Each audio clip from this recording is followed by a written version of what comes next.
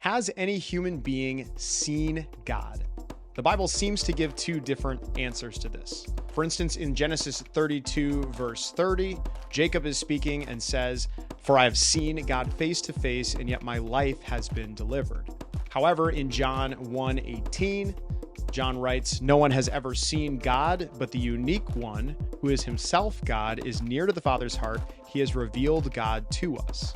So it sounds like the Bible is saying that no one has seen God, and yet Jacob very clearly says that he has seen God. Isn't this a contradiction? Two things are going to help us understand this contradiction. The first thing is the word see. Just like in English, we can use the word see in two different ways. It can mean to literally see something, like I see this microphone in front of me or I see this camera. However, it can also mean to understand. For instance, if my friend is explaining something to me and I say, "Oh, I see," I'm not literally seeing what he's saying, but I understand what he's saying. The same thing is true when John writes that no one has seen God. He could mean no one has literally seen God. He might also mean that nobody has understood God. And that definition would definitely change the meaning of this verse. So how do we know which one he's referring to? Well, let's plug both of those definitions into this verse and see which one makes the most logical sense. We could say no one has ever literally seen God, but Jesus has revealed God to us. This doesn't really make a lot of sense because Jesus doesn't spend any time talking about what God literally looks like. Instead, we could translate it as no one has ever understood God, but he, Jesus, has revealed God to us. It would be a much more reasonable interpretation because Jesus spends a lot of time helping us understand who God is. So if it's reasonable to assume that John is talking about understanding instead of literally seeing, what does the Bible say about us literally seeing God? One of the best answers to this is in Exodus chapter 33. First, we start in verse 11, which is one of my favorite verses, where we read this: "Thus the Lord used to speak to Moses face to face as a man speaks to his friend." Now, first, I just love thinking about this verse. Like, what would it be like to have a literal conversation with God? I think it must be an amazing thing, and I would love to experience it one day. But if you read this, you might think that Moses is looking at God as he is saying this. However, we know that's not true because of the verses that come after it. In verse 18, Moses asks God and says, "Please show me your glory."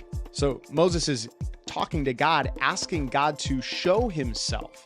Now, it wouldn't make sense for Moses to be asking this if he had already been looking at God face to face. So we can assume when verse 11 says that Moses was speaking to God face to face, that is a expression saying that it was more like a conversation, not that he was literally looking at God as he was speaking to him.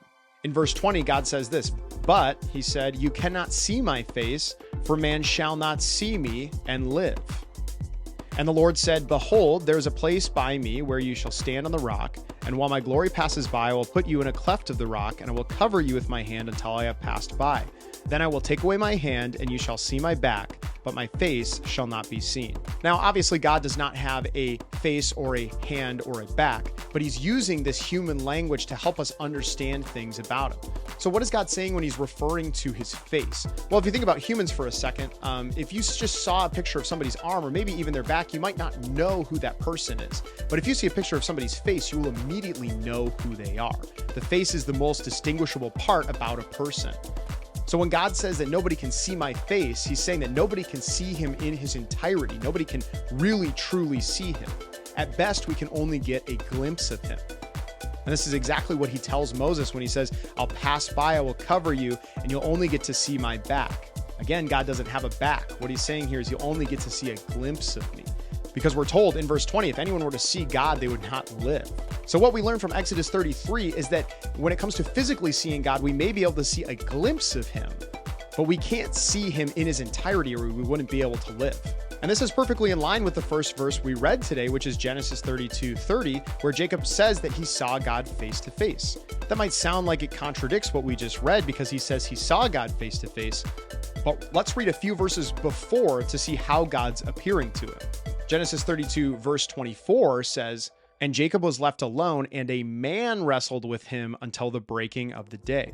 Now we know that this man is revealed to be God, but somehow God is appearing as a man. And since God isn't actually a man, he is changing something about his appearance to be able to wrestle with Jacob. Now, how God's able to do that is way beyond me.